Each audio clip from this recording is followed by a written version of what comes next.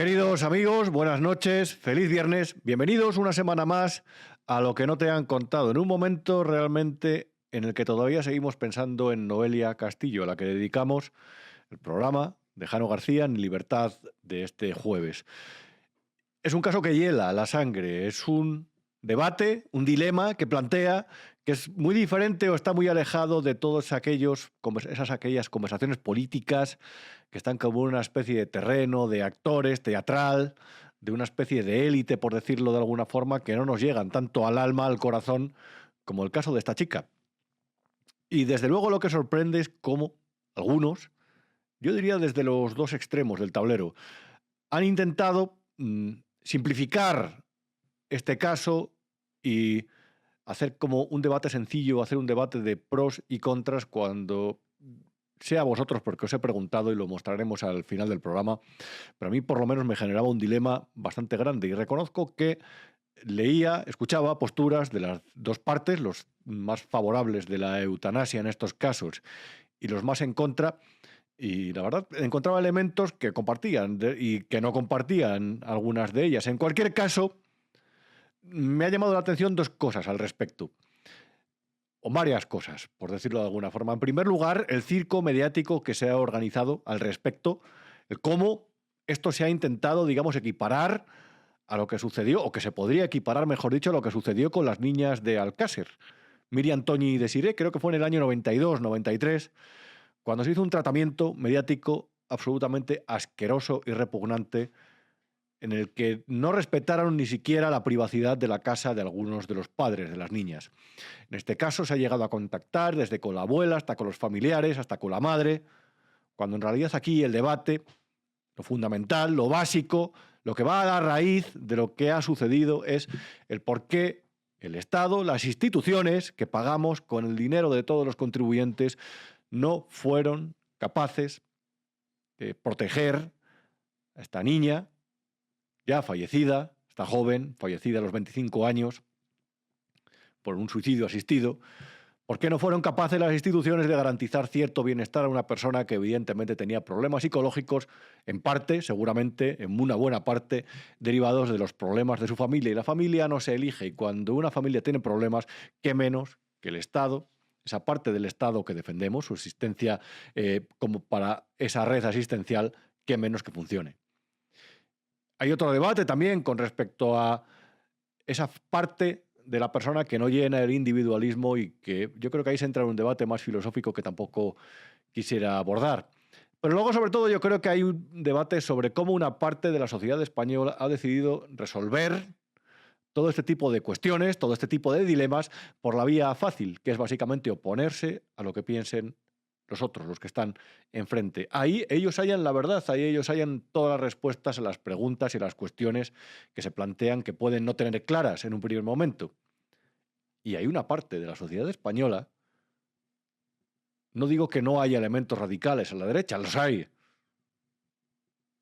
pero esa parte de la izquierda que ha tenido el dominio, ha tenido y tiene el poder durante los últimos años, tiene muy fácil en realidad escoger su postura y demuestra que básicamente es lo contrario a lo que diga la derecha, tenga o no razón. Hay cuestiones que ellos defienden, que a mí me parecen bien. Eso de tener una red asistencial para los pobres, para la gente que menos tiene. Lo que pasa que, por supuesto, diferimos en el enfoque. Por ejemplo, en cómo una sanidad pública debe abordar el tratamiento de los diferentes ciudadanos.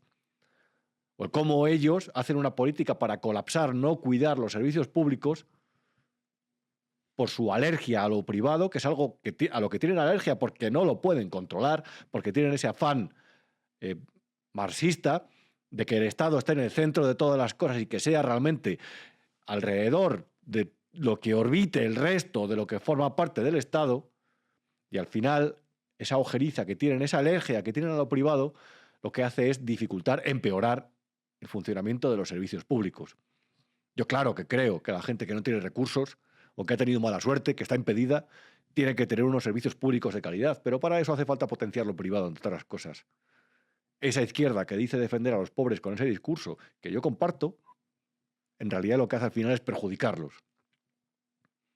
Y en este tipo de debates demuestran haberse radicalizado. Radicalizado. No se puede celebrar como hacían algunos periodistas importantes de este país, que esta chica haya tenido éxito con su deseo de la eutanasia en este caso. Yo, ya lo sabéis, ayer me escuchabais en el debate, defiendo que en casos de personas impedidas, terminales, problemas severos, defiendo la eutanasia ahí, claro que sí. Una opción para las personas que en esas condiciones no quieran seguir sufriendo. Una persona que tiene un cáncer de huesos, por ejemplo, creo que tiene que tener la opción, cáncer de páncreas, lo que sea, no lo sé, creo que tiene que tener la opción de no sufrir. Al igual que, por supuesto, también la opción de tener unos cuidados paliativos, competitivos y efectivos. Sin ninguna duda. Esa es la primera opción que se le tiene que plantear. Pero si no quiere seguir viviendo, en esos casos, respeto absolutamente la eutanasia. Pero me cuesta mucho que no se plantee un dilema en caso de una chica de 25 años que ha dejado de ver salida y a la que todo conduce hacia ese camino. Y sobre todo me cuesta mucho pensar que hay una parte de los ciudadanos que ha renunciado a la crítica para copiar lo que le diga su partido. Y si su partido defiende esto, no hay más que hablar. Y en realidad es que su partido defiende esto porque se intenta poner a lo que consideran un discurso ultra. Y ya no hablo de un discurso que implique una negativa total a la eutanasia. Implica un discurso que cuestione la decisión de esta chica, de la pobre Noelia. Pero ellos funcionan así. Ellos han empezado a ver la realidad en una especie de doble color, el blanco y el negro. Y reitero, no digo que no suceda también en la derecha, que también sucede en la derecha más extrema. También parece que se ha entregado lo simbólico y irracional. No lo entiendo, la verdad. Pero creo que en esa izquierda que está en el poder, esas corrientes tienen mucha más influencia sobre todos nosotros. Y os vais a reír, pero un ejemplo que he encontrado y que se ha registrado en España durante las últimas semanas es el de la película Torrente, y cambiando de tema, cambiando de tercio, pero siguiendo con ese hilo conductor. Lo que en el año 98 se consideraba como normal, un personaje que era una parodia, un personaje patético, una película divertida, Torrente, interpretado por un tipo que me parece un fenómeno del cine comercial, que es Santiago Segura. Lo que entonces se consideraba una broma, una película, como las del Destape, como tantas películas informales, ahora se considera blanquear el fascismo. Y el otro día Santiago Segura se plantaba en una entrevista con la crítica María Guerra y de verdad, a mí me daba pena ella, porque me parecía la típica persona que está tan radicalizada que no tiene ningún tipo de contacto con la realidad o con lo que es cierto, con lo que se puede palpar, con lo que no es discutible. Y vivía en el mundo ideológico que yo creo que ha dejado una generación perdida. Creo que lo tenéis que escuchar. ¿Aníbal Lecter te cae bien? No, Aníbal Lecter, lo que veo es que no estoy en un cine rodeado de gente que tengo la sensación de que te van a comer el hígado. Pero en cambio sí que tuve la sensación de que estaba rodeada de gente que iba a votar a Vox y me sorprende, digo, ¿Vox se consideran a sí mismos unos gañanes? Eso me encantó, decir, ostras. A mí lo que me encantó es que tú puedes estar en un cine y dices, estoy rodeada de votantes de Vox. Sí, o sea, pero lo sentía. ¿Por el barburo? ¿Por qué lo sentiste? No, lo sentí porque se reían. Claro, se reían. Claro. No, bueno, me parecía... Mira, María, yo, insisto, yo creo que te puedes reír con Torrente. Yo me río con Torrente. Muchísimo. Es decir, ¿hasta qué punto alguien va al cine y se pregunta a quién vota a quien tiene al lado? Es decir, no sé, yo lo reconozco, me gustan las películas de Fernando León de Aranoa, un personaje con el que ideológicamente seguramente no coincidan la inmensa mayoría de las cosas. Películas como Barrio, Los lunes al sol, o El buen patrón, dentro de que El buen patrón es bastante, no sé, limitada en su visión del empresario, me parece un poco patética, la verdad, pero son películas entretenidas. Y son películas con las que a lo mejor yo no conjugo con la ideología. Me parecen mensajes que son... pues bueno, un poco frentistas o lo que sea, o que buscan una especie de confrontación entre... que están basadas en ese concepto de la lucha de clases, pero me pasa igual con las películas de Ken Loach. Pero yo no tengo que estar de acuerdo con la película para que me guste. Al igual que leo un libro y a lo mejor es de un autor marxista con el que yo no estoy de acuerdo en su pensamiento, pero ¿por qué no lo voy a leer y sacar mis conclusiones? Y sobre todo, ¿por qué si voy a ver una película o una obra de teatro tengo que fijarme en lo que piensa la gente que está a mi alrededor. Recuerdo que fui una vez, una broma, una anécdota personal. Tenía unas entradas gratis para ir al Teatro del Barrio, que es Alberto San Juan, que es un tipo con el que tampoco conjugo en absoluto, para ver una obra de Emilia Pardo Bazán, que era feminista. Insoportable obra, era insoportable. Es decir, era un aburrimiento, un monólogo de 1 hora y media insufrible. Yo no me planteaba a quién vota la gente que estaba alrededor, ni me sentí incómodo por eso. Pero ahora todo esto me ha llevado a plantear, cuando yo voy a un cine y me ven y me reconocen, ellos piensan que están con alguien que consideran que no es de los suyos. ¿Y quién es el radical aquí? Yo he visto reacciones, realmente, una película como Torrente, que es una comedia que ni siquiera plantea ningún argumento en serio. Prácticamente se han considerado como apología del fascismo esa película, cuando es una comedia, una broma, que conocemos a Torrente. Entonces, claro, escuchaba cosas como el crítico de la SER y alucinaba. ¿Crees que los tiempos que corren son favorables a una película como Torrente? Pues sí, porque España ha cambiado mucho. No sé si la gente ha cambiado mucho, pero desde luego la actualidad política ha cambiado mucho en todos estos años. La aparición de la ultraderecha, la salida del agujero de los franquistas y ultraderechistas, que antes no se atrevían a decir ni mu, y ahora cualquier memo está chuleando con una bandera del aguilucho, que vi en una manifestación el otro día en la Plaza de los Cubos. El Comité Olímpico Internacional decía este jueves que en los próximos Juegos Olímpicos solamente en las competiciones femeninas van a poder participar las mujeres. Decía las mujeres biológicas, pero son las mujeres. En los últimos años, la propia Lidia Falcón, histórica, líder feminista, que la verdad es que una mujer que me cae muy bien,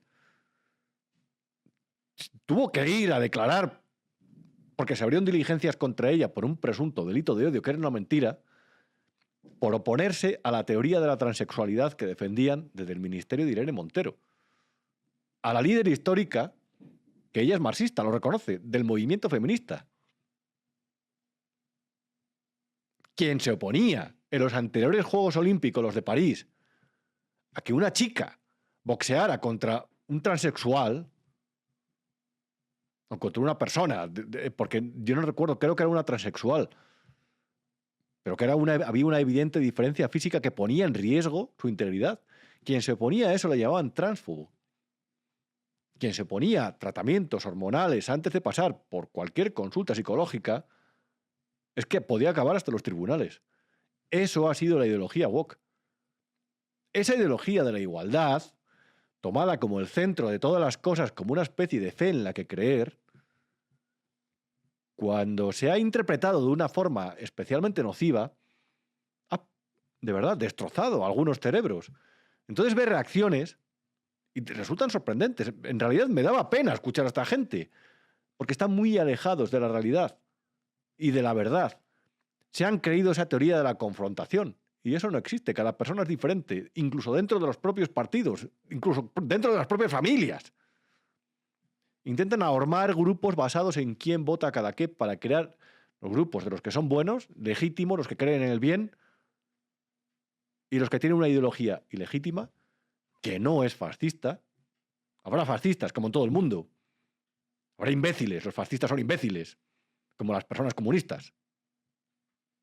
Gente equivocada, extremista, totalitaria en determinados comportamientos. Pero no se puede generalizar de esa forma. Y a quien se opone llamarle eso.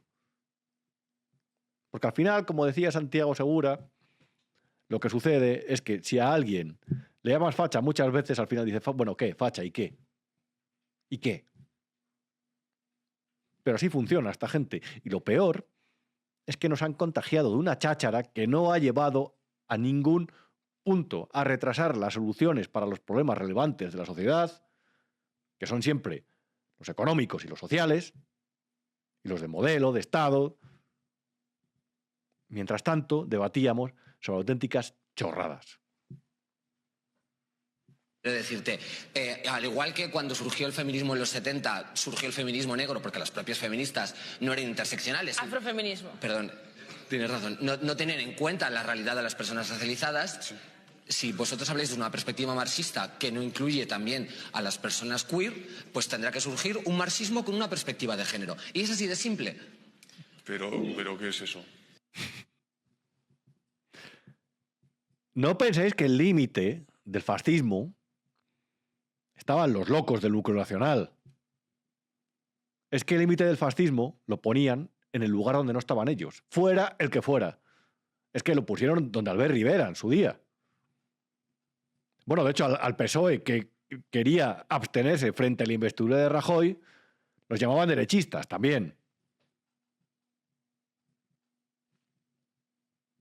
Es que el propio Óscar López ha llegado a llamar como la principal representante del movimiento ultra en España a la presidenta de la Comunidad de Madrid. Financiado, muy expandido a través de redes y de algunos pseudomedios. Y desde luego Ayuso es la mayor representante de ese movimiento ultra internacional en nuestro país. Reproduce miméticamente los discursos, los insultos y los comportamientos. Yo creo que, se lo digo de verdad, se lo digo con la mano en el corazón, no solamente a nivel nacional, hemos tenido la amenaza hace muy poco, hace año y medio, de que un partido como Vox, un partido ultra, estuviera en el gobierno. Y de hecho el PP, a día de hoy, ni la mejor encuesta, ni esas que pagan, le da para gobernar solo. Necesitaría otra vez a Vox y gobernaría con Vox, por tanto. ¿Qué es una persona radical? Una persona radical es la que denigra por sistema a quien no opina o quien no está en su corriente ideológica o de pensamiento por el mero hecho de no pensar como él. Una persona que no dialoga o que el diálogo no le sirve ni siquiera para modificar alguna de sus posturas. Las convicciones están muy bien, pero cuando las convicciones son tan inamovibles que uno niega el diálogo o la capacidad de ceder, en realidad se ha convertido en un radical. Que nadie pierda de vista eso. Un radical es la persona que no aprovecha cada momento para hacer proselitismo de lo suyo y sobre todo para insultar al rival político. La intransigencia, la falta de empatía con los demás, el insulto de una forma sistemática. Y luego ya está lo de los locos, de otros ámbitos.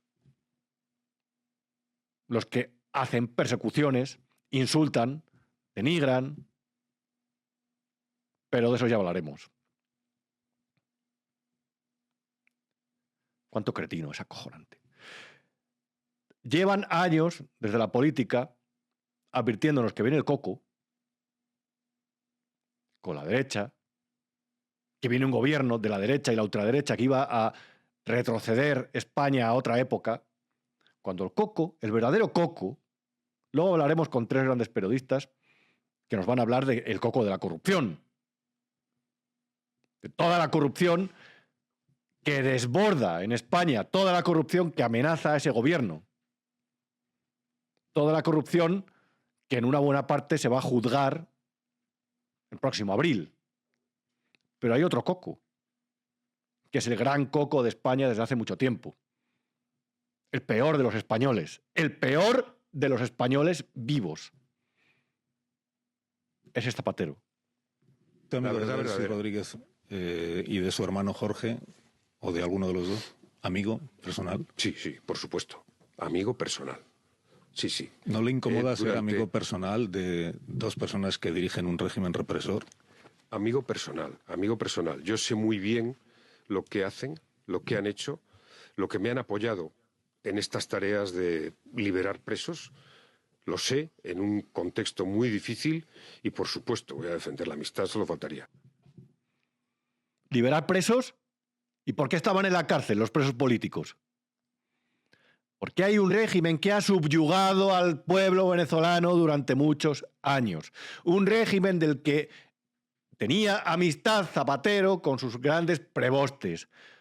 Un régimen corrupto y criminal con el que no ha tenido ningún asco de compadrear. Dentro de esas dependencias, dentro de esas amistades peligrosas que tiene la izquierda española. La izquierda española representada también por Pablo Iglesias como una especie de reina madre de Podemos, que viajaba a Cuba este pasado fin de semana, un país que está bajo el yugo de una dictadura desde el año 59, en el que las instituciones, mejor dicho, están de adorno, iba a defender la dictadura cubana frente al asedio, decía, de los yanquis de Estados Unidos. Un comunista es un totalitario igual que un fascista. Que a nadie se le olvide. Que a nadie se la den. Eso ya lo vio Chávez Nogales, dentro de esa tercera España silenciada. Un comunista es un totalitario igual que un fascista. Y un comunista siempre va a buscar excusas para defender la legitimidad de lo suyo. La excusa en Cuba no es Estados Unidos. La culpa de Cuba es de esa dinastía de los Castro, sucedida por Díaz-Canel con personas vinculadas a los Castro, todavía en el poder, que ha empobrecido, ha llevado a la miseria al pueblo cubano, que ha hecho que personas que llevan años y años fuera de la isla no hayan podido ir ni siquiera a los funerales de sus familiares porque no les han dado pasaporte, que hace que los cubanos para poder comer tengan que depender de una institución estatal o del mercado negro porque no les queda otro remedio. El comunismo, se aplique donde se aplique, acaba en lo mismo. En ruina, en ineficiencia, en corrupción, en colas a la puerta de los supermercados, en frío, en sin razón, en caza del enemigo interno y en culpas al capitalismo. Es una ideología sectaria. Una ideología sectaria. Y cualquiera que se posicione como amigo de ese régimen es en realidad un tonto útil o otra cosa, como el coco. Pero cualquiera, sobre todo, que pese a esta realidad, o pese a cuestiones que se investigan sobre él desde hace un tiempo, judicializadas, como el caso Plus Ultra, no digo que la causa de Zapatero está judicializada, que no lo está, pero personas que se han visto vinculadas, por ejemplo, con Julio Martínez, el directivo de Plus Ultra, que a la vez era cliente de la empresa de sus hijas, deberían callar. Deberían tener una actitud menos desafiante. Esto es lo que habla Zapatero de los medios de comunicación. ¿A usted no le parece raro que se diga que está acreditado que yo voy en Falcon? Sí, claro y que lo han visto. No, raro y grave. O que yo tengo una mina de oro, raro y grave. A mí que se digan mentiras siempre me parece grave. Bueno, pues que se han dicho, como tengo aquí la lista. ¿O a usted no le parece serio que se difunda por ahí en los medios de comunicación este dossier contra mí? Sí, apócrifo. ¿No le parece? ¿No le parece serio las 20 falsedades que tengo aquí? Me lo está soltando como si no me lo pareciera, como si yo fuera responsable. No, pero es que esto también forma parte del debate que, como he explicado, que dio lugar a mi comparecencia en el Senado. Forma parte, muy importante para la democracia, muy importante para el derecho a la información, muy importante para la confiabilidad en las personas y en las instituciones. Lo más importante para el derecho a la información es que no haya un gobierno que, desde que lanzó aquel plan de acción por la democracia, desde que impuso esa dialéctica contra la fachosfera, desde que tomó el control de la agencia EFE y de Televisión Española, no ha parado de perseguir por tierra, mar y aire en lo económico y en lo editorial a los periodistas que estaban investigando los casos de corrupción. Un gobierno que negó el aterrizaje de Delcy Rodríguez en Barajas y que cuando estábamos investigando el caso de las mascarillas nos llamaba mentirosos. Ese es el gobierno que defiende la libertad de información, el gobierno que dio hasta 6 versiones del Delcy Gate o más en las primeras horas después de que se publicara. El gobierno cuyo presidente del gobierno apareció en la portada de un medio de comunicación hablando de fachosfera. El gobierno que hace un anteproyecto de ley de publicidad institucional que básicamente está para perseguir a los enemigos de las comunidades autónomas en las que gobierna el PP y exonerar a los suyos. El gobierno que reparte de una forma discrecional la publicidad institucional y a quien publica las informaciones de Begoña Gómez les seca de una forma completamente ilegal por la soberbia del presidente. ¿Ese es el gobierno que respeta la libertad de información? El gobierno que es amiguete de Zapatero, que se planta en una emisora de radio privada y habla de que lleva tertulianos que no debería llevar.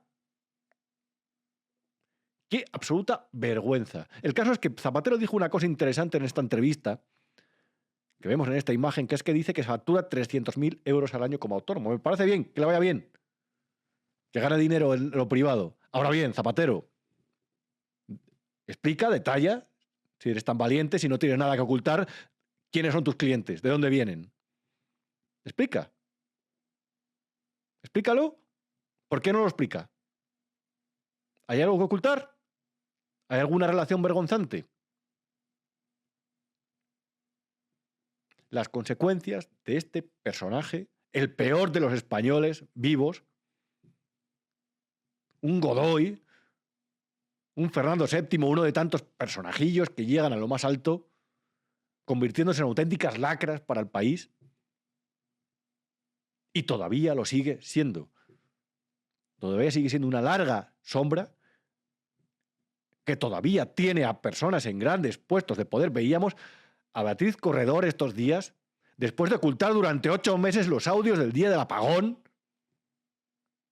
le veíamos con esa altivez. Después de que gente como Miguel Sebastián, que está estos días en el Consejo de Administración de Indra, defendiendo más que los intereses de la compañía la postura del gobierno, que es muy diferente a la que tenían hace unos meses con los Escribano, que yo no sé si es buena, de verdad, la actual seguramente me parezca más lógica. Pero ¿por qué ese cambio de posición? ¿Y por qué al final siempre, donde se mire, hay un hombre del ámbito de influencia de Zapatero tomando decisiones importantes en este país? El peor de los españoles vivos, el auténtico coco de la España contemporánea. El auténtico coco.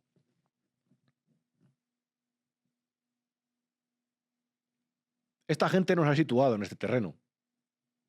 En el de los BRICS, en el de la lejanía de nuestros aliados, en el del culo, el trasero de Europa. Y esta gente pues le quedaba retratada así el otro día en el Congreso.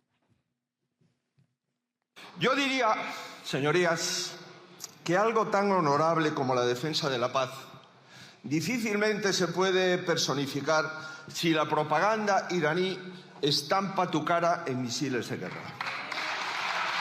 Señoría, agencias iraníes muestran una frase y una foto de Pedro Sánchez en un misil contra Israel. Señor Sánchez, le ha dado las gracias el régimen iraní, le han dado las gracias las organizaciones terroristas de Hezbollah. Un momento, señor Feijóo. Un momento, señor Feijóo. Un momento. Por favor, silencio. Yo no sé realmente cuál es. El otro día, por cierto, teníamos una entrevista fantástica con Martín Tuitero. Fantástica, de verdad. Está en el programa de la anterior semana, en la que explicaba un poco lo que él consideraba que era la verdad o lo que se sabía, diferenciaba, discriminaba el grano de la paja con respecto a lo que sucedía en el frente de Irán. Yo no sé realmente cuál será el resultado, si será más positivo que negativo para la región, para los intereses del Occidente después de esta guerra. Lo que sí sé es que no deja de ser preocupante que los ayatolás, los autócratas iraníes, utilicen como modelo de aliado al presidente de España, un país de la OTAN, un país europeo, un país occidental y un país que se presupone que estaba del lado de la democracia y de la justicia. Un país en el que todavía había, hasta hace no mucho, un par de décadas, ciertas formas que se mantenían dentro de la lógica confrontación política. Un país que no tenía a un tipo que se dirigía al jefe de la oposición como si fuera un bully, el acosador de un colegio. ¿Sabe cuántos habitantes tiene Irán aproximadamente?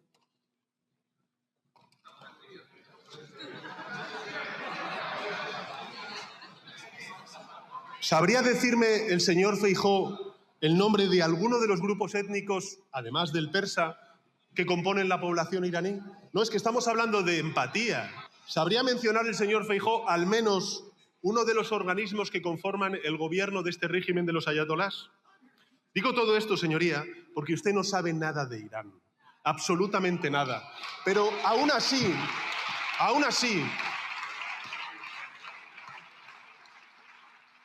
sin saber absolutamente nada, y por cierto le importa nada, absolutamente nada, aún así tardó menos de 10 horas en celebrar que Estados Unidos bombardeara Irán.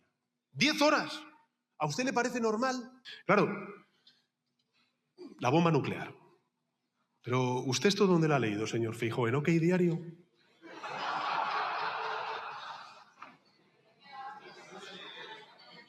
¿No sabe usted poner a Huelva en el mapa, pero sí sabe dónde están las armas nucleares en Irán?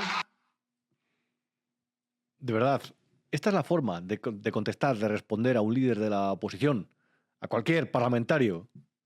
La ausencia de formas, de buenas formas, la chulería, la altivez, esa especie de soberbia de megalómano. Es una vergüenza. Pero bueno, ya se sabe cómo opina esta gente, lo que opina esta gente, o cómo denomina, o cómo considera a las personas que no piensan como ellos. Es escandaloso. Lo que sucede en la España contemporánea es escandaloso. Conocíamos en El Confidencial, se publicaba esta semana una información con respecto a un audio que desvelaba que el PSOE financió presuntamente las acciones clandestinas de las cloacas que fueron las que montaron para intentar allanar el camino, presuntamente todo, está en fase de investigación, allanar el camino de las causas judiciales que afectaban al PSOE y para perseguir, presuntamente también, a enemigos políticos. Este es el audio que se publicaba el otro día con respecto a la actividad de esta gente. Quiero decir eso, hombre. A ver, una campaña de publicidad. Es una campaña de publicidad, pero no le facturó al PSOE, le facturó a una empresa de medios que ellos eligieron. Ah, vale, lógico. La empresa de medios que le hace la campaña al señor Illa. Claro. Denigran a la oposición. Persiguen a los medios de comunicación. Le montan campañas en las que llaman golpistas a todos los jueces de la Sala Segunda del Tribunal Supremo. Eso es alucinante, impropio de un país democrático.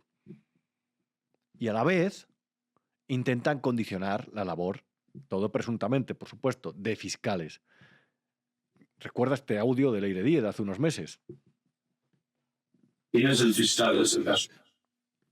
Es fiscal de la Audiencia Nacional, ¿no? Sí. No sé si... Es una mujer. Es... Rosana, ¿no? No, no es. Rosana, sí, Rosana. Puede ser Rosana. A ver, solo voy a dar una pista. Ya tenemos con quien hable con Rosana. Sí. Esto sí, lo he cerrado ahora. Ya tenemos quien hable con Rosana, ¿vale? Lo acabo de cerrar. Para que me digan con el sexo, que es una mujer. Entonces, eso es más fácil así. Pero lo que ya te dije, lo único que yo pongo poca línea roja, pero mi línea roja es que esto claro. Pero no puede ser problema y que a ver. En fin, no quería hacer este programa sin hablar de la que para mí es una de las noticias más relevantes de la semana. Y es la que publicaba nuestra querida Teresa Gómez en The Objective, que decía que un capo de hidrocarburos montó un bar al lado de la Audiencia Nacional, cerca de la Audiencia Nacional, para espiar, conseguir información de jueces y agentes de la autoridad que pasaban por allí. Esto que parece de película de espías, de, no sé, escandaloso, de verdad, del tercer hombre, del cine negro. Esto, pues eso ha sucedido presuntamente en Madrid. Hablaba Teresa, José Ángel Prieto Holgado, un empresario relevante en el sector de los hidrocarburos, se enteró en verano de 2025 de que la UDEF, que es la Unidad de Delincuencia Económica y Fiscal de la Policía Nacional, estaba investigando a sus socios más directos. El temor a que la causa que se instruye en el Juzgado Central de Instrucción, número 4, bajo las diligencias previas por un presunto fraude de IVA superior presuntamente a los 300 millones de euros, a que terminara salpicándole, lo que provocó es que montara un restaurante, un bar al lado de la Audiencia Nacional. Y como lo va a explicar mejor Teresa que yo, vamos a pegar un toque. Querida Teresa Gómez, periodista de investigación de The Objective, ¿cómo estás? ¿Qué tal? Pues muy bien, con mucho trabajo porque hay mucha corrupción, pero bien. Bueno, hay muchísima corrupción. Allá donde mires hay un corrupto o algo que está corrompido. Has publicado el que para mí es el tema de interior y tribunales o de investigación de la semana, como lo queremos llamar, que decía el titular, un capo de hidrocarburos ha montado un bar junto a la Audiencia Nacional para espiar jueces. Esto es un poco alucinante, ¿no? Es alucinante porque lograron meterse hasta en la cocina de la Audiencia Nacional, Rubén. Ellos lograron captar a los jueces en el sentido de que se ganaron la confianza de los jueces y fiscales de la Audiencia Nacional, y es que ese era su objetivo.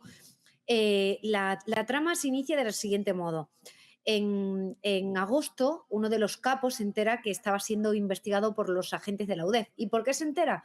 Porque precisamente los agentes de la UDEF le piden a un hotel que le faciliten las grabaciones de unos determinados días porque estaban investigando a unos individuos. Y este hotel le da traslado a la UDEF, que es la Unidad de Delitos Económicos de la Policía Nacional, le da traslado de esas grabaciones y la persona que estaba entonces como responsable de seguridad de ese hotel le da el chivatazo a estos capos de hidrocarburos y le dicen, oye, ha venido la policía aquí y ha pedido una serie de grabaciones porque saben que habéis estado aquí reunidos y demás. Entonces, cuando se enteran estos capos de hidrocarburos, comienzan a ponerse muy nerviosos. Y uno de ellos, bueno, y a todo esto te tengo que decir que esta es la mayor trama de corrupción que actualmente se está investigando en la Audiencia Nacional en términos económicos. Es decir, por el momento se investiga el fraude de 300 millones de euros en el IVA, pero lo mismo podrían ascender a 630 millones de euros en el IVA. Es decir, todavía queda por instruirse mucho más. Es una de las grandes macrooperaciones de la agencia tributaria en coordinación con la UDEF. Entonces, y bueno, Rubén, esta gente que se encarga de defraudar el IVA no solamente han cometido presuntamente delitos económicos, es decir, que son personas, son malos, muy malos. O sea, a mí me dicen que una de las piezas separadas de esta macrocausa es precisamente por el tráfico de armas. Y entonces lo que decide uno de ellos, José Ángel Prieto, que hasta el momento, y esto resulta muy llamativo porque es quien monta toda la operación de las empresas, pero actualmente no está imputado, a pesar de que ya todos les han señalado, es decir, sus testaferros han dicho, oye, que sí, que yo estoy aquí, aparezco como administrador de esta empresa, pero que mi jefe era este, o sea, el verdadero jefe y el verdadero capo era esta otra persona que, como bien sabemos, los verdaderos capos nunca aparecen, siempre tienen a personas interpuestas, ¿no? Bueno, pues este tío que actualmente está en Dubái junto con su hermana también, Mónica Prieto, deciden montar un bar debajo de la Audiencia Nacional con un objetivo, ganarse la confianza de los jueces, y la policía sospecha que pudieron haber grabado a los jueces en ese bar, porque durante las vigilancias y las labores de contravigilancia realizadas por la Policía Nacional vieron un objeto en el mobiliario que era compatible con un micrófono. Entonces, ellos querían conseguir información de los jueces, bien única y exclusivamente para conseguir información del tema que se estaba investigando, o bien querían grabar a los jueces para luego chantajearle. La cosa es que lograron la confianza de los jueces y de los fiscales, de la Policía Nacional y de la Guardia Civil, que habitualmente iban todos los días a desayunar y a comer y demás a ese restaurante, porque ellos se mostraban siempre muy hospitalarios, es decir, la mayoría de las veces invitaban a beber y a comer a estos funcionarios, y había una cosa que resultaba muy extraña, que es como un bar montado en la misma calle Génova, con lo que cuesta el alquiler en la calle Génova. Eran tan generosos.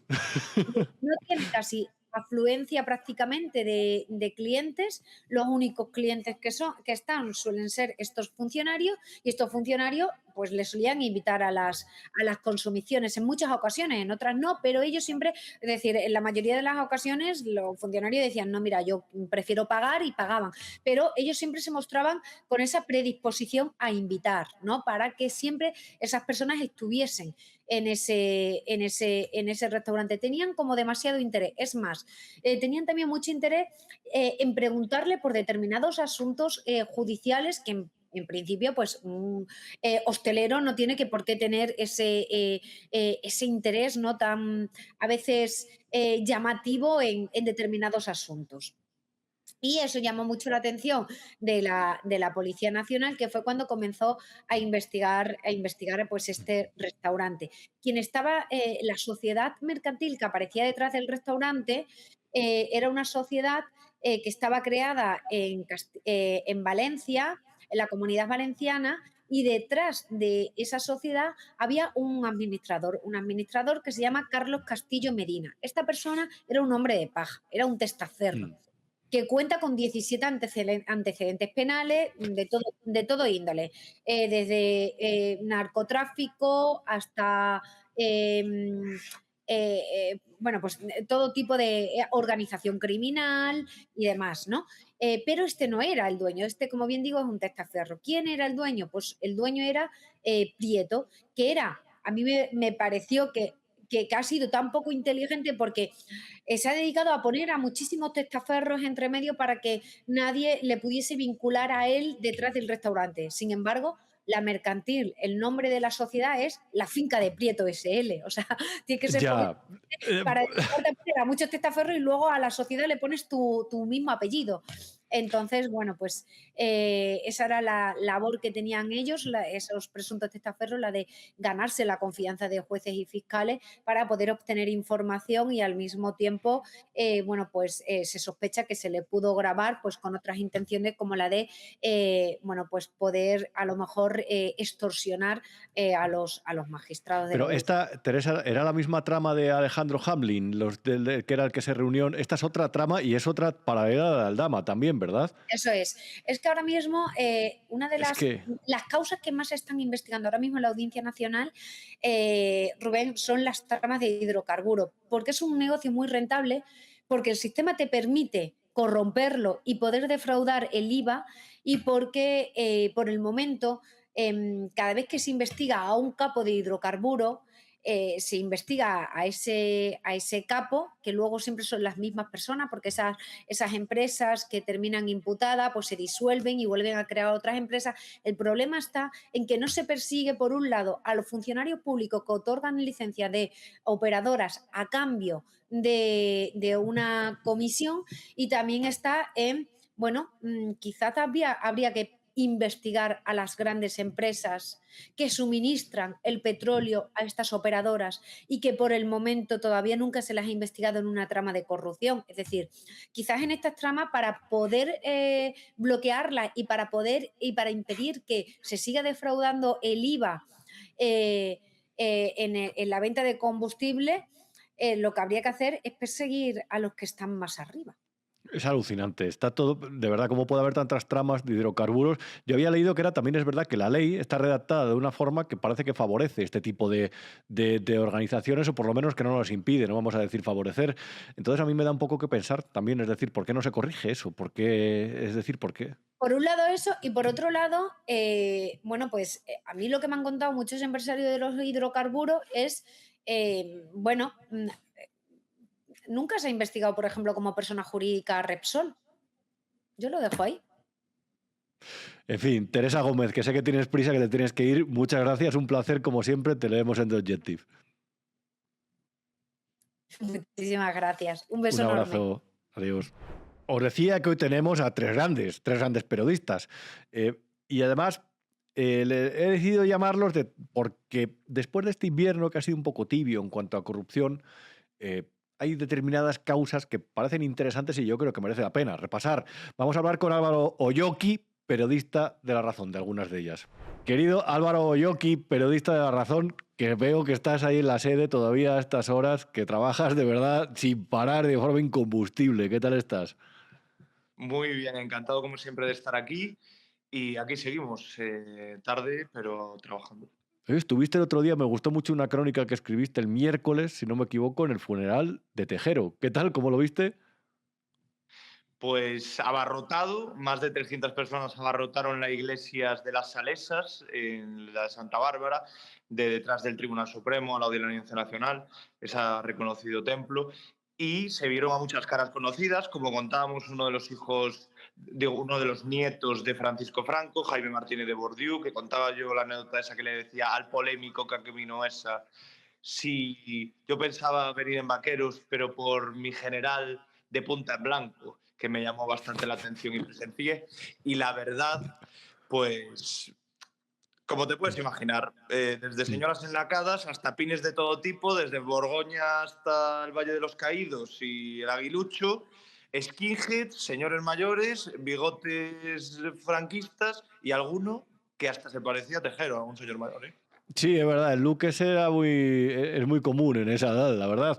Y yo he visto, de verdad, trabajas de forma incombustible. Me gustó eso porque es un género diferente al que acostumbras y la verdad es que se te da bien. Me gustó esa crónica. Álvaro, has publicado cosas de las cloacas periodísticas, iba a decir, las cloacas en general esta semana, las Leires y compañías.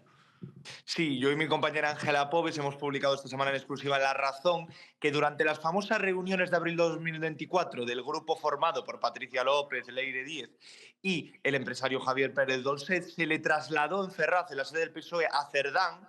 Recordemos entonces, todopoderoso secretario de organización del PSOE, el malestar o el reproche de este grupo porque consideraban que el ministro de Interior, Fernando Grande Marlaska, no estaba haciendo nada por limpiar lo que ellos consideran pues la UCO política, que son mandos que se moverían por pulsiones ideológicas, o también jueces y fiscales que, a su parecer, estarían actuando de manera ilegal o irregular en contra del presidente del gobierno, de su entorno y de miembros del Partido Socialista. Publicamos también un WhatsApp interno de este grupo, de las presuntas cloacas del PSOE que se investigan, en el que evidencian como ellos, en aquellos días, recordemos, abril de 2024, coincide la imputación de Begoña Gómez con los días de reflexión que se toma Sánchez, en los que amaga con irse de la presidencia, que al final no se va. Y en aquellos días, pues ellos están convencidos de que el problema que tiene Sánchez es que se le está chantajeando con vídeos, grabaciones hechas dentro de las saunas que regentó durante muchísimos años el suegro de Sánchez, el padre de Begoña, Sabiniano Gómez. Y bueno... Es decir, que le estaban chantajeando con los vídeos grabados en las saunas de su suegro. En el interior de las saunas, exactamente. Ellos es lo que creían. Y por eso lo que dicen es que acudieron a Ferraz también con el material, tanto los audios como los documentos que habían recabado este grupo durante años sobre la investigación que existió, el informe PS de Villarejo, que incluía, pues evidentemente, documentos sobre las saunas, audios de conversaciones sobre ellas. En teoría existirían unas grabaciones que nunca se ha sabido nada de ellas y nadie sabe nada de ellas sobre esas saunas y querían transmitir esa parte que ellos tenían de información de la investigación de Villarejo con el PSOE, considerando que igual pues le ayudaban de cara a la estrategia o a las formas que pudieran estar teniendo en aquellos días en relación con estos establecimientos del suegro de Sánchez. ¿Cómo le explicamos a la gente, Álvaro? Es que creo que has dado una clave muy importante y es todo esto sucedió en paralelo a el inicio iba a decir el inicio, no es el inicio de la investigación sobre Begoña Gómez, es ya cuando tenía la situación de investigada. Fue exactamente cuando Pedro Sánchez mandó aquella carta a la ciudadanía. ¿Cómo le explicamos a la gente la gravedad de esta presunta célula de investigación, espionaje, no sé muy bien, del PSOE? Porque yo siempre lo digo y lo repito, creo que me parece el caso más grave de corrupción de todos los que tenemos en instrucción, porque es una especie de batalla contra los contrapoderes presuntamente orquestada desde el PSOE. Ellos consideraban que este grupo formado por Leire Díez, por, decíamos, Patricia López y Dolcet, consideraban que no era de recibo que tras casi, en aquella época, 6 años de gobierno progresista y siendo Marlaska, además, juez y miembro de la Judicatura y haber estado cerca de la Audiencia Nacional, aunque no los llevó él, pero cerca de asuntos como el caso Tándem y Villarejo, que no entendían cómo, a su parecer, nos había limpiado y nos había acabado con determinados mandos de la UCO que ellos entendían que actuaban de manera política o por su propia ideología y en contra del gobierno socialista. Y está por ver, porque tenemos el 16 de abril esta causa por cohecho y tráfico de influencias, que está en un juzgado de Plaza de Castilla de Madrid, el número 9, se reactiva, porque acude a declarar como testigo Gaspar Zarrías, el histórico socialista andaluz, que llegó a ser condenado por prevaricación continuada, vicepresidente de la Junta, y va a declarar como testigo porque en el periodo en el que se supone que habrían llevado a cabo estas presuntas maniobras, este grupo, Leire Díez cobraba una nómina de la consultora del lobby que tiene Zarrías. Y el PP, que fue el que pidió la comparecencia de Zarrías, que ejerce la acusación popular en esta causa, lo que dice es que se debe investigar si fue la manera también de financiar estas andanzas, estas presuntas maniobras que habrían llevado a cabo contra la UCO fiscales y algunos jueces. Después van a ir también la semana siguiente, el 24 de abril, 3 testigos más, algunos agentes del CNI, de hecho, abogados vinculados al CNI, que estuvieron presentes en la reunión, recordemos, mantenida con Hamlin, el empresario fugado de los hidrocarburos, al que presuntamente ofrecieron estas personas en el despacho de Jacobo Teijelo, que, o sea, realmente lo que le plantearon es: si usted nos da información de la UCO que él decía tener, o eso dijo, negativa comprometedora contra más de la UCO, pues podrían buscarle beneficios con la Fiscalía. El recordado, en este país los fiscales viajan, en el caso por un fraude millonario de los hidrocarburos, que ya ha habido sentencia, pero claro, como él está en Dubái fugado, pues no ha podido ser condenado, porque recordamos que en este país a nadie se le condena in absentia, en ausencia. Eso es. A mí me alucina, de verdad. O sea, me alucina que surgiera este grupo para intentar, sobre todo, aliviar las investigaciones o mejorar las perspectivas de las personas que estaban investigadas por corrupción, y que realizaran todo este tipo de maniobras siempre presuntamente bajo la tutela del que era el secretario de organización del PSOE. Es que es muy sorprendente. Es que yo creo que el cortafuegos lo pusimos en Leire en un primer momento, pero aquí había más. Bueno, recordemos que en esas reuniones estaban presentes Antonio Hernando, que era número 3 del gabinete del presidente del gobierno en Moncloa. Es decir, estaba Sánchez, Óscar López como jefe de gabinete y él era el adjunto de Óscar López. Y además también estaba John Antolín como jefe de prensa y Juan Francisco Serrano, la mano derecha en la Secretaría de Organización del PSOE de Cerdán.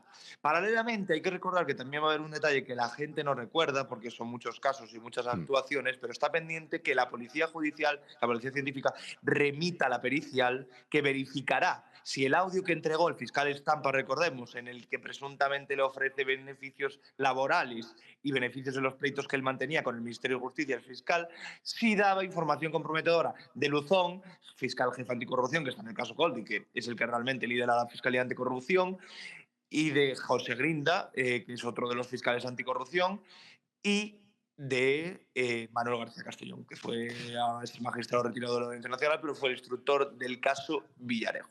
Entonces, la grabación esa de la reunión que tuvieron Dolcet y Leire con fiscal Estampa por intermediación de Luis del Rivero, que ya ha ido a declarar, pues está pendiente que digan si, como dice ella, puede haber sido manipulado, haber habido cortes, o realmente es una prueba fidedigna que se puede tener en cuenta de cara a un posible juicio. Álvaro, una última pregunta. Ha habido también novedades en el caso de Begoña Gómez, que a lo mejor es el que más le preocupa a Pedro Sánchez, uno de los que más. Exactamente. El juez, después de que la Audiencia Provincial de Madrid lo que dijera es, me parece muy bien que les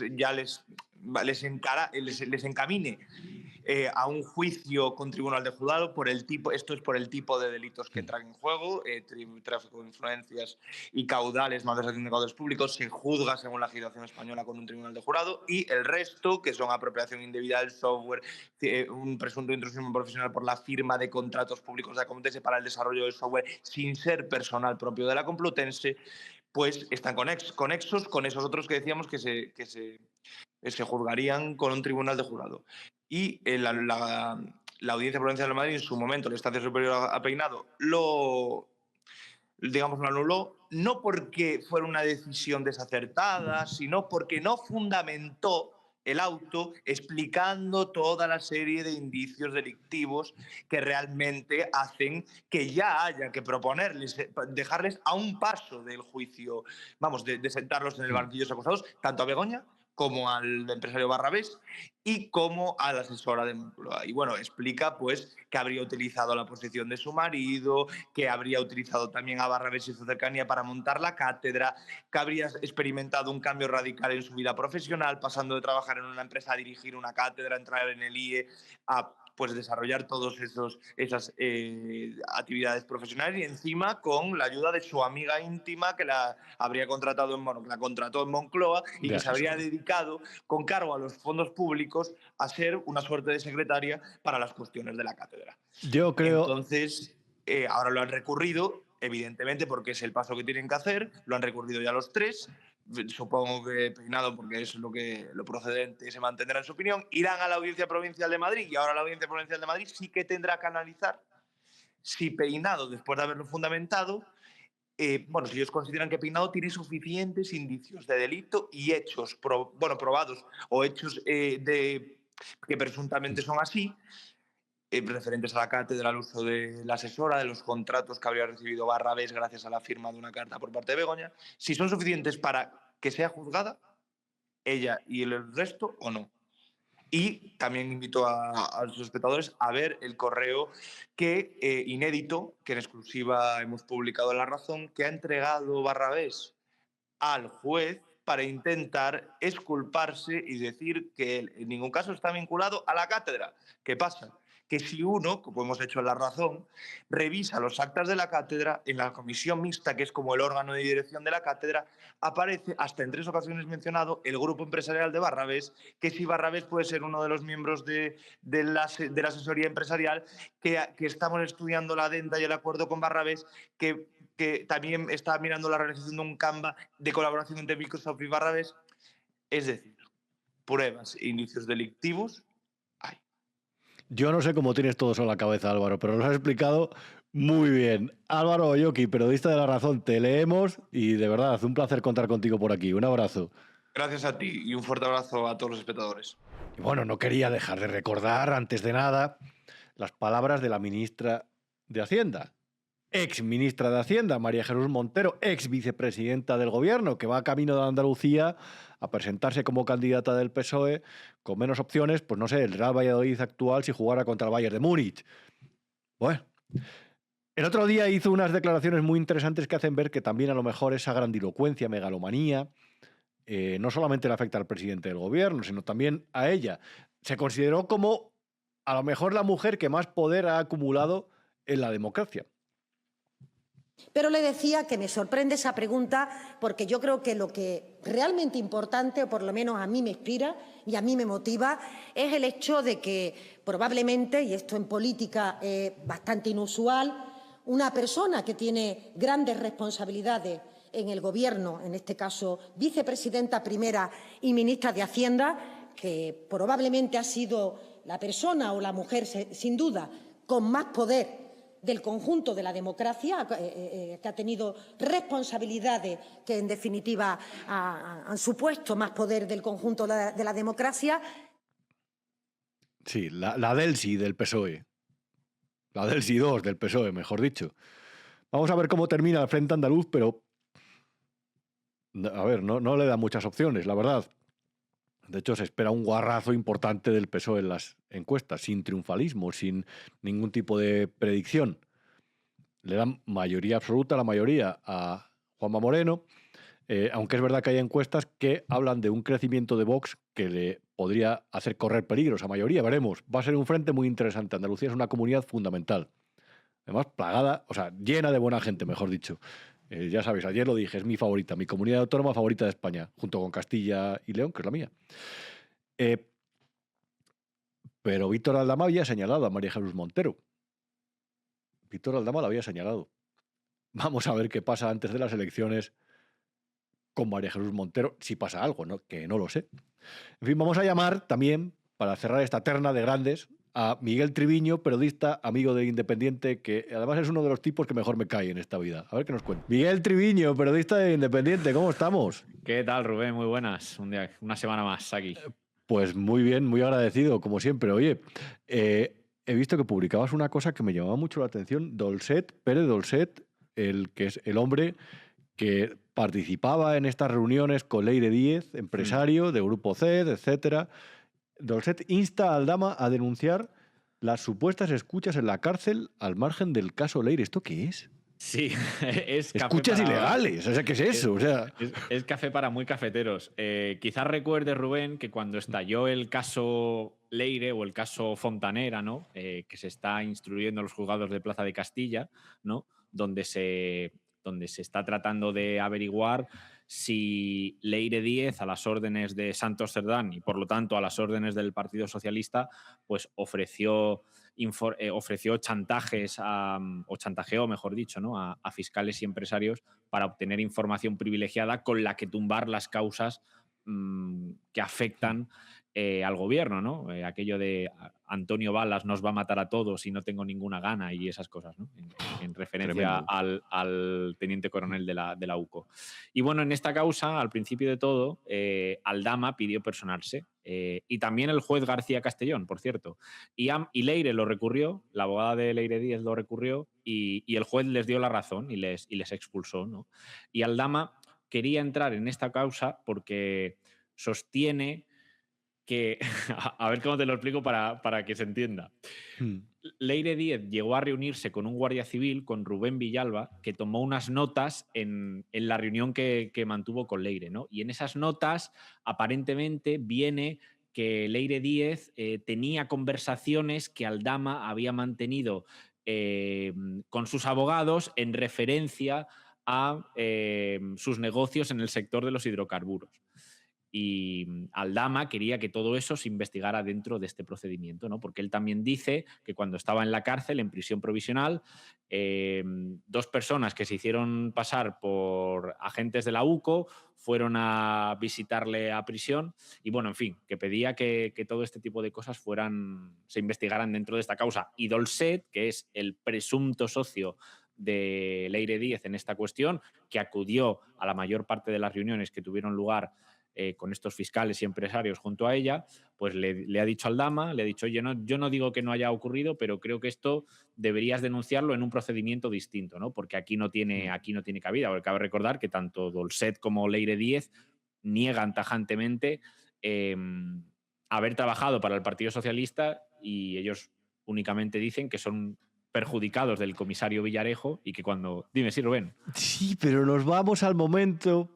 Si recuerdas aquella rueda de prensa que dio Leire Díez en Madrid, que además es cerca de aquí, en Calle O'Donnell, y de repente se encontraron Aldama y Pere Dolcet y acabaron casi empujones, ¿no? Sí. Bueno, no, de hecho casi no. De hecho, Aldama apareció... Yo no estaba, pero lo estaba viendo en directo, ¿no? Y Aldama apareció y empezó a llamar mentirosa a Leire Díez y en ese momento Dolcet se interpuso y como que le dio un empujón y hubo momentos de bastante tensión. Fíjate, Rubén, que de eso no ha pasado ni un año todavía. Y la de cosas que han pasado por aquel entonces, porque no se conocía las actividades de Leire Díez vinculadas con la Sociedad Estatal de Participaciones Industriales, que llevaron a su detención a finales de 2025. Y bueno, todo eso está bajo secreto aún, Rubén, que estamos en un momento un poquito como de impasse en los tribunales, porque a partir de abril va a volver a reactivarse todo, va a coincidir además paralelamente con el juicio en el Supremo de Ábalos, Koldo y Aldama por el caso Mascarillas, y me parece a mí que esta breve tregua, que tampoco está siendo tregua del todo, pero bueno, que nos están dando los tribunales va a volver a es verdad, un invierno frío y por eso te quería preguntar, porque ahora parece que se va a reactivar todo y abril viene fuerte, además, con todos los casos, de hecho.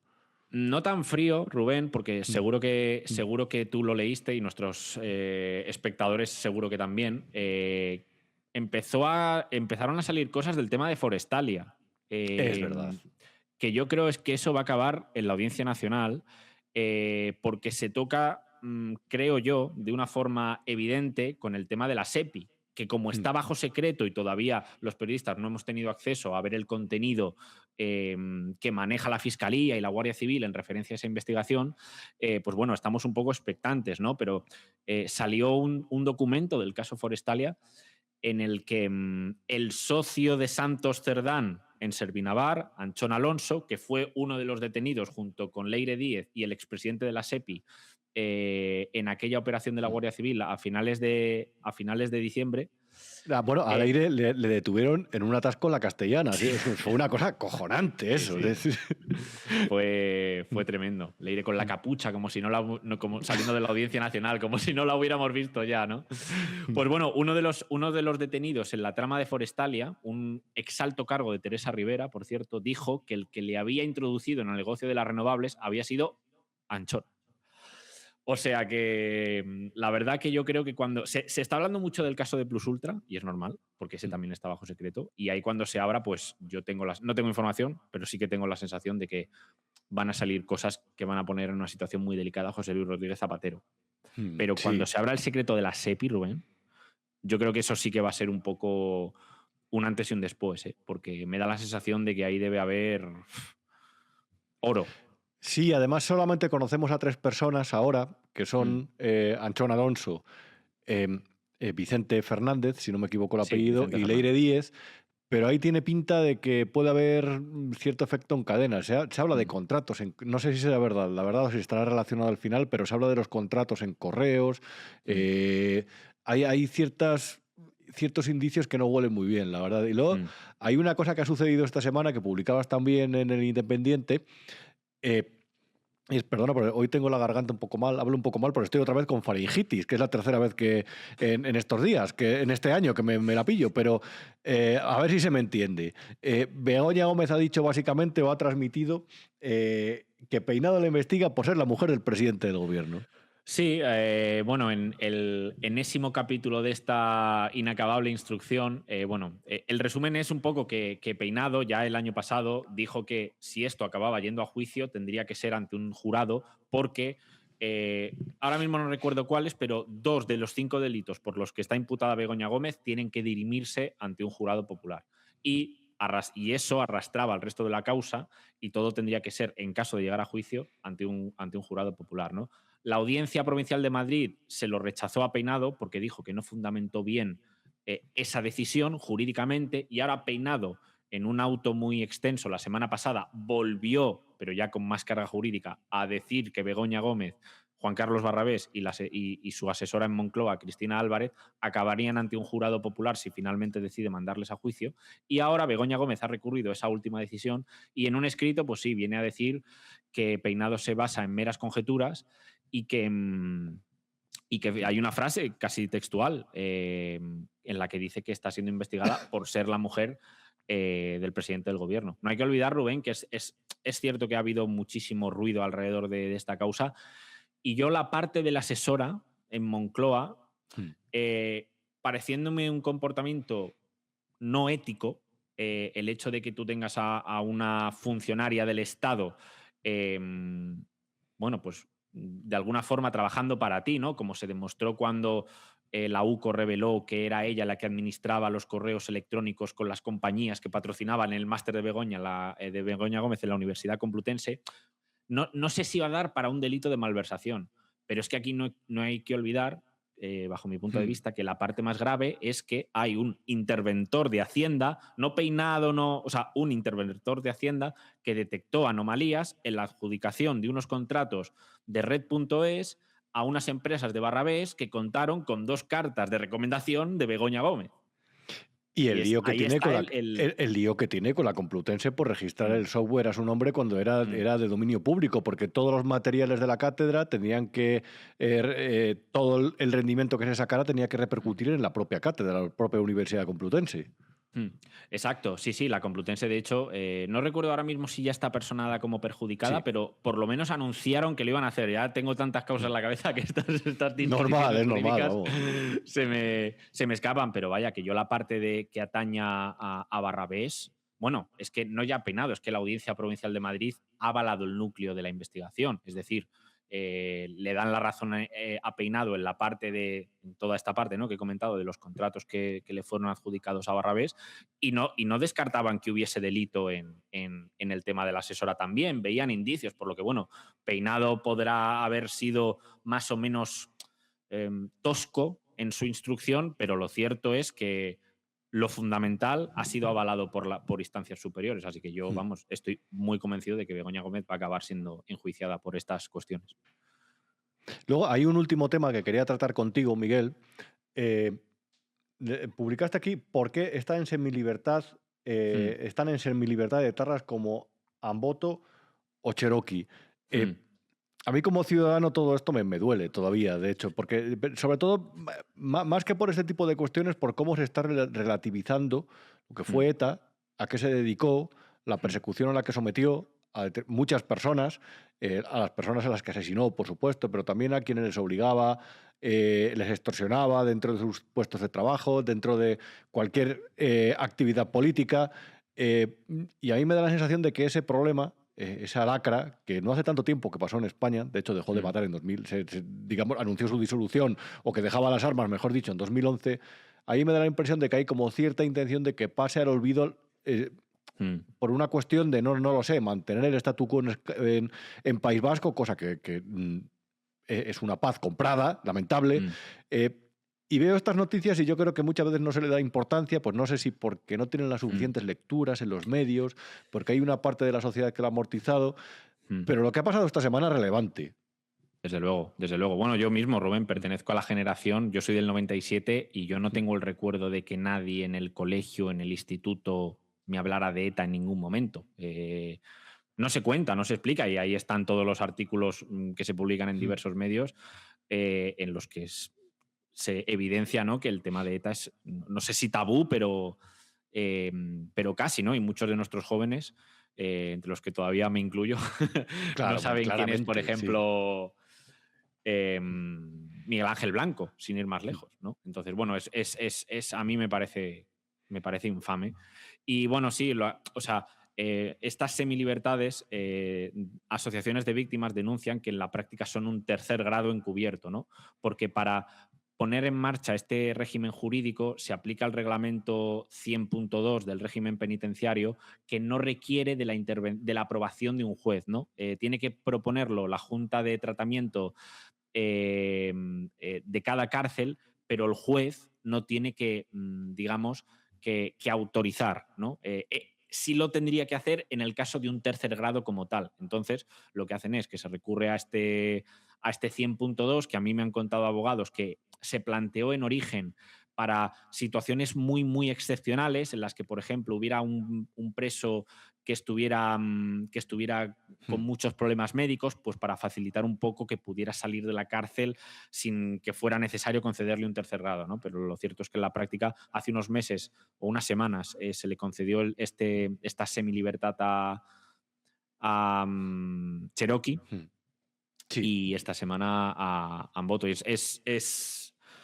Es muy bueno, un Amboto a la que precisamente, no sé si casualidad o no, la Audiencia Nacional ha llamado a declarar como investigada por un asesinato sin resolver de la banda, que por cierto, no sé si sé que son más de 300, no recuerdo ahora mismo la cifra exacta. Son cientos de asesinatos sin resolver, conviene no olvidar que toda esta gente no está prestando ningún tipo de colaboración para ayudar a esclarecer las docenas de crímenes de ETA que están ahí y que están sin resolver. Así que, en fin, qué triste. Es muy triste y habla muy mal de la sociedad española, bajo mi punto de vista, que esto no sea un escándalo. Miguel Triviño, querido, muchas gracias por atendernos. Te leemos en El Independiente y, oye, ya sé que es la etapa del año más gloriosa desde el punto de vista del ciclismo, que es una afición que compartimos, las clásicas de primavera, y solo espero que Pogačar no gane la Arubó. El año que viene, que nos deje todavía con un año de espera. Un abrazo, gracias. Un abrazo, Rubén, adiós. Hasta luego. Y terminamos el programa con El Pueblo es Sabio, vuestra sección, la del grupo de Telegram, en el que esta semana planteaba un tema. Lo siento mucho porque me habéis enviado muchos mensajes, he hecho una selección y planteaba un tema y decía, vamos a hacer un debate un poco racional, aunque sé que de verdad exalta un poco las pasiones y puede llevar a exacerbarse los ánimos dentro del debate, que era el de la eutanasia de Noelia Castillo, que en paz descanse. Y os preguntaba por vuestra opinión y si bien siempre me suelo sorprender, hoy digamos que estoy mucho más contento. Habéis tenido un debate fantástico, os felicito a todos, os lo agradezco en el alma, de corazón, y de verdad me siento muy orgulloso y muy agraciado por tener un grupo tan bueno de gente, además de fiel al programa, que sabe argumentar también sin faltar al respeto y sobre todo con cosas que de verdad me ayudan incluso a preparar el programa. Óscar Martínez, ante esta pregunta, decía: cuando lees una noticia como la que mencionas, es muy difícil posicionarse de manera equilibrada. Los casos excepcionales no deben condicionar el libre albedrío. Es algo tremendamente complicado, pero que a fin de cuentas atañe al individuo, que en momento de lucidez imprescindible decide apagarse. MA decía: el derecho a la muerte como tal no existe. Lo que sucede es que a nuestro gobierno le encantan ese tipo de muñecos tan falsamente progresistas y que supone que le dan votos. Dicho esto, a mí me resulta imposible valorar el sufrimiento ajeno y cómo se siente alguien como Noelia, que quería morir voluntariamente. No obstante, en todo caso, creo que es un fracaso del Estado. Marco comentaba: es un tema muy difícil y que necesita un análisis en profundidad. Hay personas que están sufriendo muchísimo y que piden que se les realice la eutanasia para dejar de sufrir. El problema es cuando se trata de personas de las que es difícil saber si su consentimiento es claro y expreso. El caso de Noelia me produce muchísimas dudas, aunque respeto su decisión. Susana decía: me parece que si realmente es algo decidido en libertad, yo no soy quien para juzgar y criticar ninguna decisión. Ahora bien, ¿existe libertad en la suya? Juan Manuel Hidalgo Rivero decía: habría que aclarar una serie de supuestos que a lo mejor llevan a que esta norma general no sea del todo justo, del todo clara.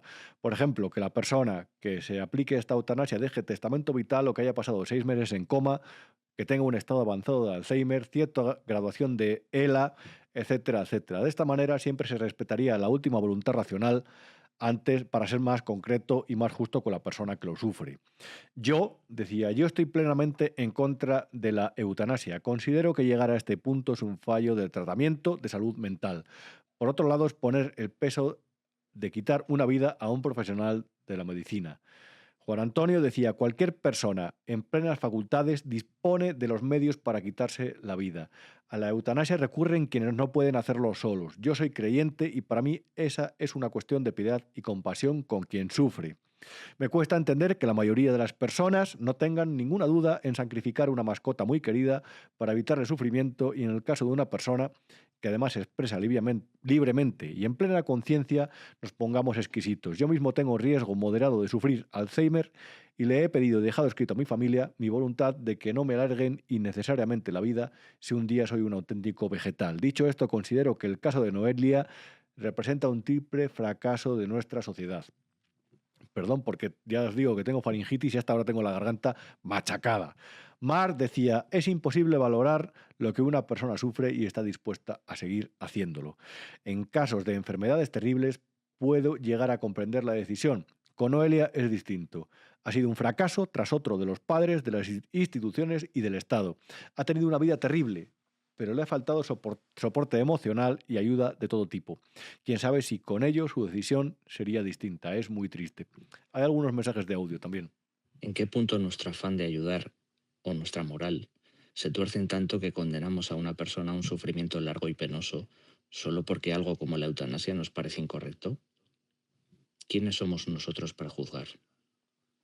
Como en casi todas las cosas importantes, la fina línea entre un sufrimiento intolerable que tras los años y a pesar de la ayuda no mengua, sino que crece, o un sufrimiento que con el debido auxilio pueda ser redimido o sanado, es donde está la clave, porque habrá de ambos tipos. Y como Rubén, creo que es muy difícil establecer una regla de oro. Hola Rubén, es un tema difícil este. Yo siempre voy a defender la prolongación, la defensa de la vida y la lucha por la vida, ya sea por católico o por hijo de médico. Por otra parte, yo no me siento capacitado para juzgar la decisión de esta chica.